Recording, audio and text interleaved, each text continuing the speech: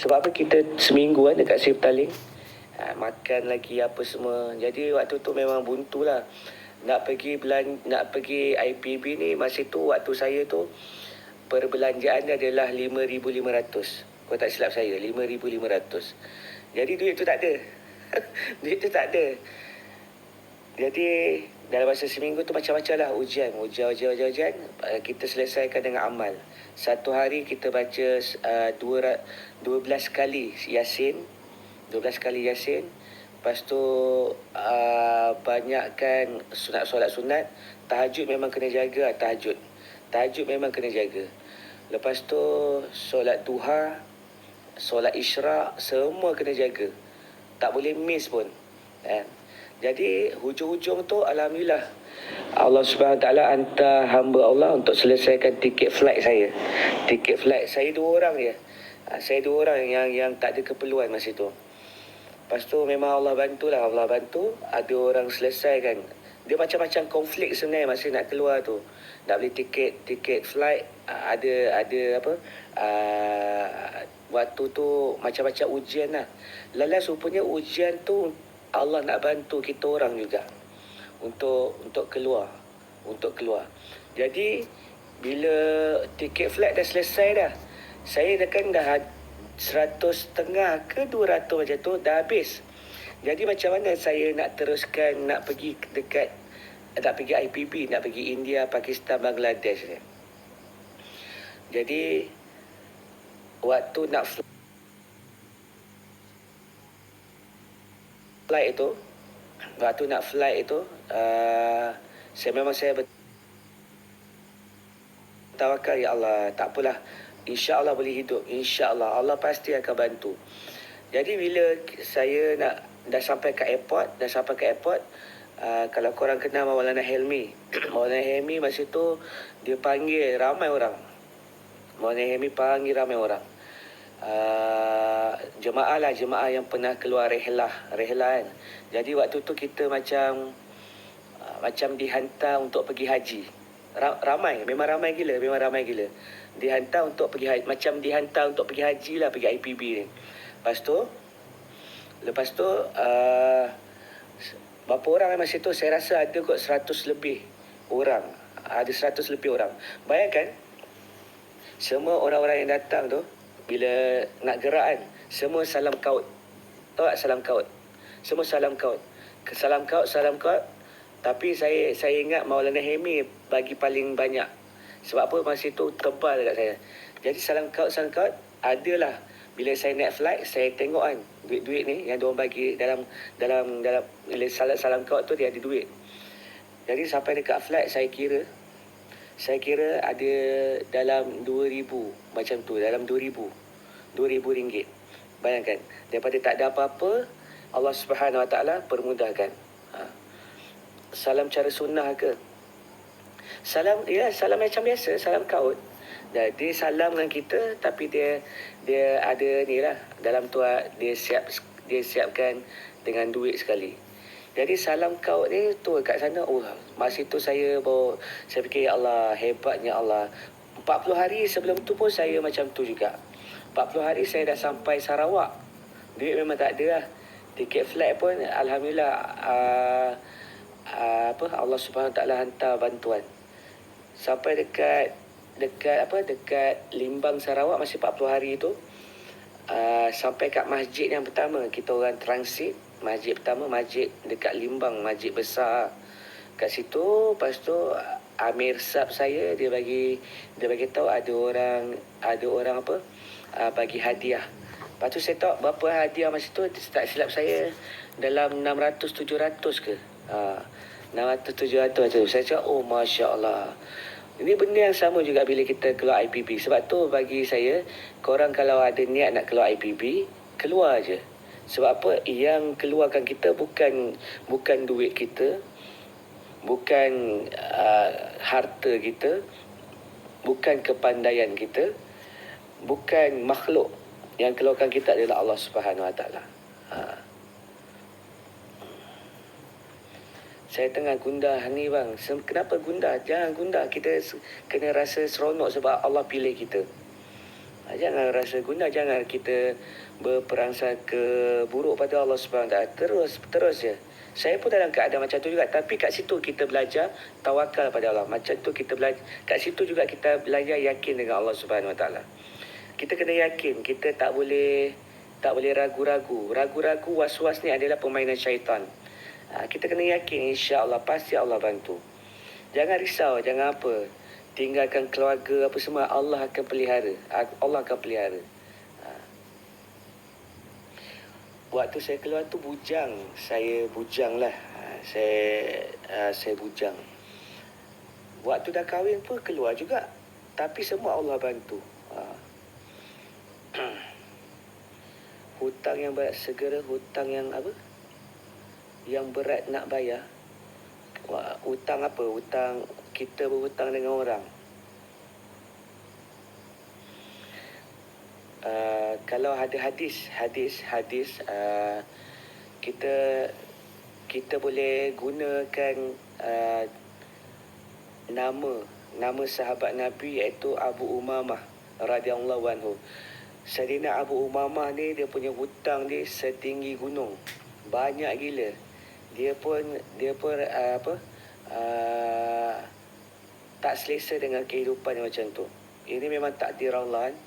Jadi dia bagi tahu pada Nabi bagi tahu ada satu doa tu, dan Nabi juga syorkan pada kita boleh menggunakan nama Abu Umamah. Gunakan nama Abu Umamah. Abu Umamah ni Allah Subhanahu Taala tukarkan segala dia punya hutang tu menjadi kekayaan bagi diri dia. Bayangkan, hutang yang setinggi gunung tu Allah tukar menjadi kekayaan. Kita ni lah bertawassul dengan nama sahabat Nabi. Sebab ini syur Nabi. Nabi ini ada hadis. Nabi yang syurkan. Kita boleh gunakan nama Abu Umamah. Guna je. Tak ada masalah. Saya pun mengamalkan tu. Nak bertanya, kenapa kena pergi ke India, Pakistan, Bangladesh? Kenapa tak ke tanah suci bang? Sebab kat sana usaha dakwah ni yang start dulu. Jadi kat orang sana lebih pakar. Kita ni dah ke belakang sikit. Kat sana yang dapat apa? Mujadid yang sekarang ni dia meninggal dunia dah. Tapi usaha dakwah ni daripada Maulana Ilyas. Dialah orang ulama yang Allah SWT letakkan sebagai mujadid untuk usaha dakwah ni. Dia ada fasa dia. Macam Nabi juga, sahabat Nabi yang ikut dengan Nabi, dia ada fasa dia, iaitu fasa dakwah, fasa hijrah, fasa perang. Berjihad. Dia ada 3 fasa. Sekarang ni kita fasa dakwah. Jadi Allah bagi mujadid yang sebelum ni adalah Maulana Ilyas. Jadi sebab tu kita kat sana, kita belajar macam-macam sifat sahabat ada kat sana. Kita belajar macam mana doa ikram, macam mana kita tengok kehidupan mereka ni, orang miskin, orang Islam yang miskin, tapi dia nak bagi kita makan, disanggup jual kenderaan yang dia ada, iaitu basikal, macam-macam lah. Dengan rumah dia ada yang diperbuat daripada tanah liat, sama macam zaman Nabi SAW. Tapi kita tengok sifat dia macam-macam. Kat India kita belajar lain, Pakistan kita belajar lain, Bangladesh kita belajar lain. Sebab usaha ni banyak. Usaha ni kat sana, usaha tu paling awal. Jadi mereka tahu macam mana ada tertib-tertib yang kita belajar. Banyak macam-macam ilmu kita akan belajar. Jadi kita ni lambat untuk dapat usaha dakwah ni. Jadi kita kat situ lah tempat kita punya kelas belajar, ataupun Allah SWT jadikan kita ni sebagai komando dalam usaha agama. Kenapa saya kata macam tu? Sebab kat sana cuaca lain. Kita sampai sana memang demam, air tak bersih, macam-macam Allah SWT uji. Jadi kat situ kita belajar tawakal. Duit kita walaupun kita ada duit, tapi duit kita tak guna pun. Diorang banyak ikram kita. Maksudnya diorang banyak bantu kita makan, diorang yang settlekan. Apa-apa pengangkutan mereka yang ni. Jadi kat situ kita nampak, diorang ni betul-betul macam orang Ansar. Kan kalau Ansar muhajirin pergi dengan Ansar. Macam mana sahabat Nabi yang dekat Ansar ni, orang Islam dekat Ansar ni, mereka meraihkan Muhajirin. Mereka meraihkan yang mana ada harta, dia akan bahagikan. Harta aku ada dua tanah. Jadi aku ambil satu, kau ambil satu. Aku ada 4 isteri. Kau pilih di antara mana isteri-isteri aku ni yang paling cantik di mata kau. Kau pilih. Aku ceraikan dia, lepas tu aku bagi kat kau. Macam tu sekali sifat sahabat. Jadi sifat-sifat ni ada kat sana. Jadi kat situ kita akan belajar, Masya Allah. Nampak kita macam maju kan, sebenarnya kita tak maju. Kita ke belakang. Dalam usaha agama kita ke belakang. Kat sini masih lagi ada orang yang tak terima dakwah. Kat sana, Masya Allah, setiap hari 1,000 orang mesti akan memeluk Islam dengan usaha dakwah, dengan tabligh ni. Dahsyat tak dahsyat? Dahsyat. Ikram Muslimin. Ya, Ikram Muslimin, diorang ni dahsyat. Faris Al-Furqan. Betul. Mujahadah, ya. Kat situ banyak kita belajarlah. Kita banyak belajar sifat. Macam mana sifat-sifat para sahabat. Yang kita nak tahu perangai Muhajirin dengan Ansar, Masya Allah. Kita ni sebagai Muhajirin pergi ke sana. Macam tu juga Nabi Muhajirin pergi ke Ansar. Jadi Allah SWT nampakkan mereka punya sifat dermawan, sifat kasih sayang mereka. Yang mana ada harta yang banyak dibahagikan dengan Muhajirin. Kita sifat ni tak ada kat sini. Kita nafsi-nafsi. Dekat tanah Melayu ni, sifat kita ni dah jadi nafsi-nafsi. Kalau kat sana, dulu kalau kita tengok orang Bangla pegang-pegang tangan kan. Pegang-pegang tangan. Kan pergi jalan-jalan pegang-pegang tangan. Kita nampak macam gay kan.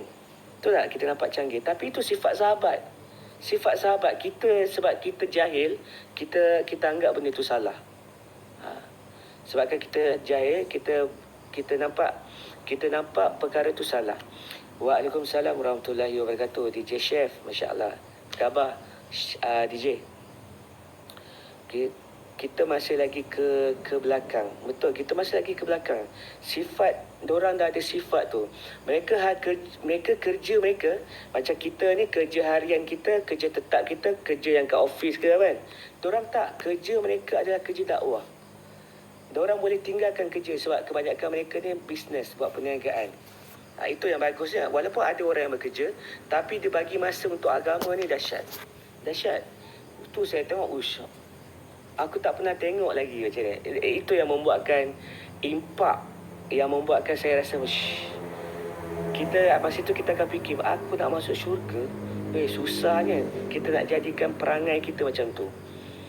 Kita utamakan saudari Islam. Mereka tak makan tak apa, janji tetamu dia makan. Ini sifat yang ada. Hari ni kalau boleh, tetamu yang datang nak suruh cepat balik. Betul tak?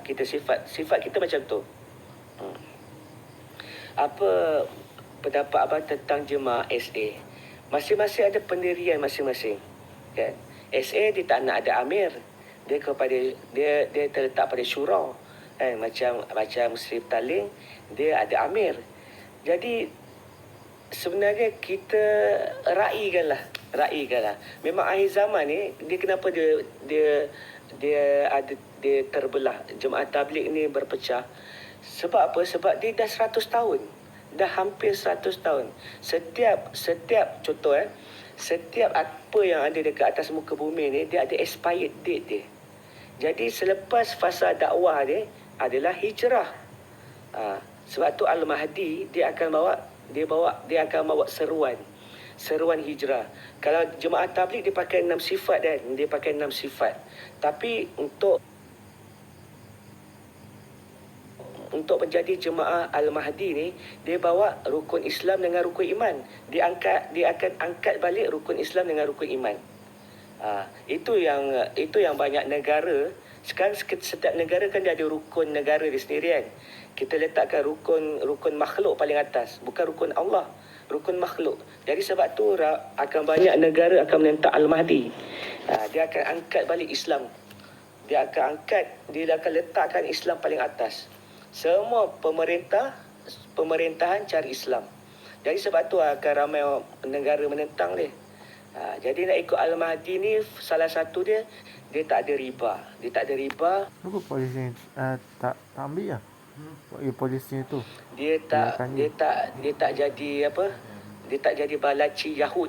Balaci Yahud ni apa? Oh, Yang dia kalau celupkan kat jari sini tu. kalau nak tembak, Celupkan tembak je lah. jari yang kita pilih pemimpin tu kan. Dia tak. Sebab tu Nabi bagi tahu kalau kita tahu kalau kita nampak Dajjal, larikan diri. Tapi kita pula pergi kat Dajjal. Sebab tu kita akan terikut dia. Jadi orang yang ikut Al-Mahdi ni orang yang nak keluar pada sistem. Orang yang nak keluar pada sistem batil yang kita duduk sekarang ni. Dan dia akan elakkan diri dia supaya tidak bergelumang dengan maksiat. Dia maksiat ni apa maksud dia? Maksiat, pelbagai maksiat. Dia akan hindarkan, dia akan jaga solat awal waktu apa semua, dan dia tidak bersekongkol dengan pemerintah. Hapus sistem riba. Sebab tu Allah tak angkat doa. Allah tak angkat doa kita sebab apa? Kita masih lagi dalam sistem ni. Sebab tu kita doa berapa puluh tahun dah kita doa untuk Palestin. Sebab apa? Kita masih lagi bersekongkol. Dan lagi satu, kalau kita cek betul-betul, hari ni ustaz-ustaz pun dah ambil riba. Bayangkan imam-imam yang kita solat di belakang dia, kan, ada, saya tak cakap semua, ada yang mengamalkan riba, ada yang menyokong sistem demokrasi ni. Jadi sebab tu kau buatlah macam mana pun dia takkan ni. Cara dia untuk Allah makbulkan doa kita, sebab tu Allah SWT akan hantar seruan untuk hijrah ke tempat untuk dapatkan iman. Maksud dekat tempat tu je ada iman. Kalau kita tengok hadis tu, tempat dia adalah dekat tempat hijrahnya Nabi Ibrahim AS. Sebab tu dalam solat kita, tahiyat akhir kita ada selawat Nabi Ibrahim. Siapa yang keluar dulu, Dajjal atau Imam Mahdi? Imam Mahdi akan keluar dulu. Imam Mahdi.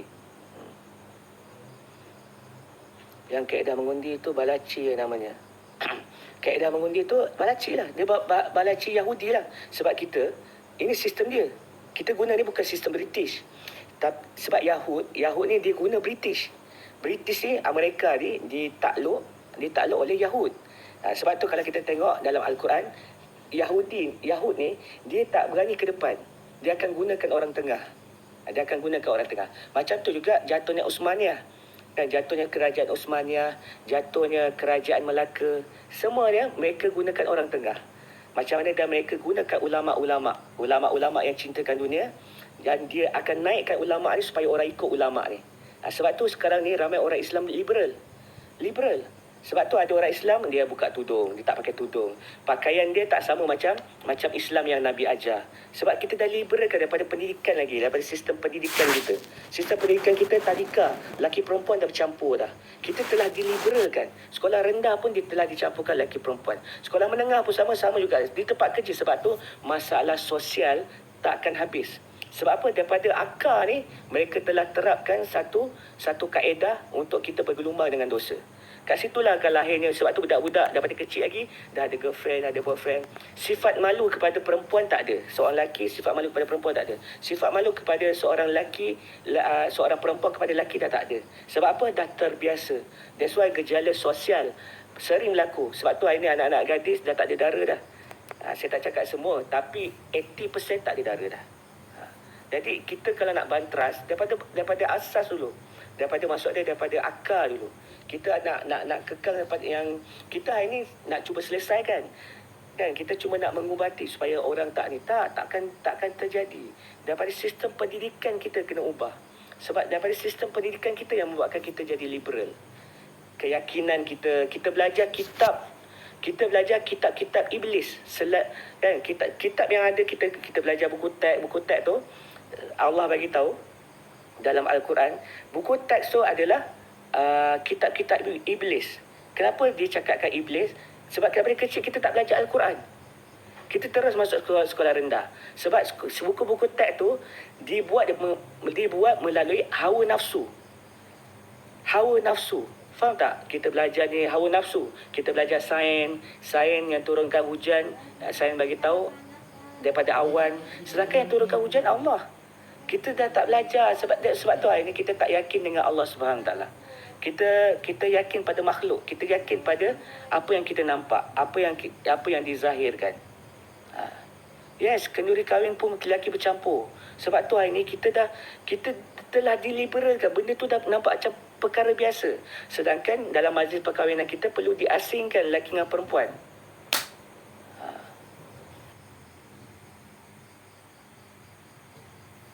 Sekarang hampir semua dah rakyat Malaysia selesa dengan keadaan cara macam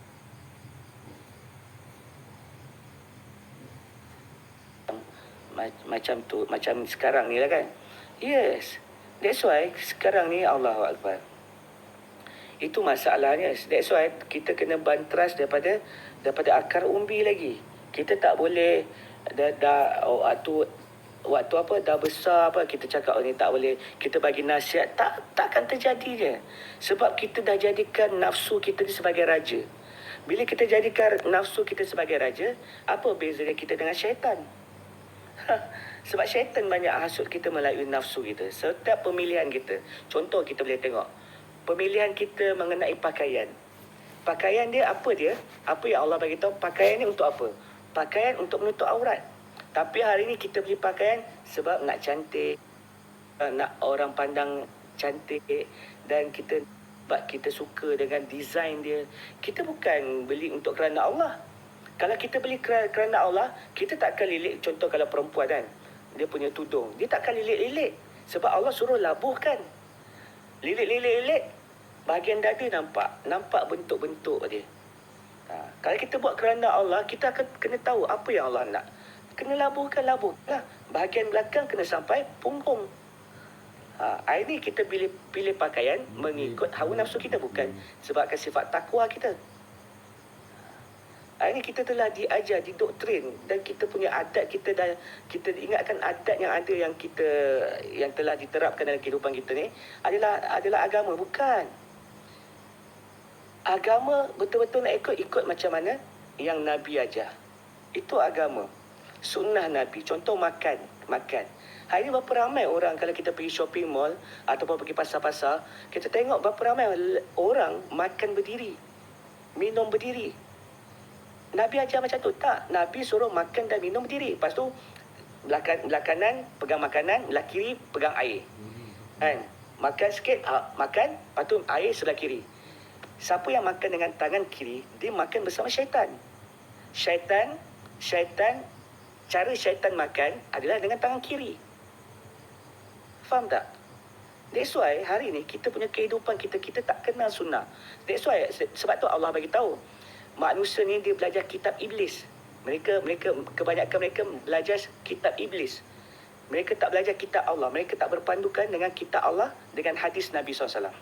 Allah bagi tahu pada kita. Hari ni kita belajar pada sekolah tu, buku-buku teks kita tu, itu adalah kitab-kitab iblis. Dia ada nyaman dengan Thailand. Kitab yang betul-betul kitab adalah kitab Allah. Sebab kitab-kitab yang kita belajar kat sekolah itu semua dia berdasarkan dengan hawa nafsu. Dibuat dengan hawa nafsu. Itu ke dia? 73 satu, tapi kena usaha juga bawa 72 tu masuk syurga sama-sama. Hadis tu itu tanggapan daripada jemaah tabligh.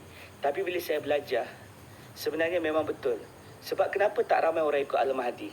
Kenapa orang tak ramai ikut Al-Mahdi? Sebab orang tak sanggup. Contoh.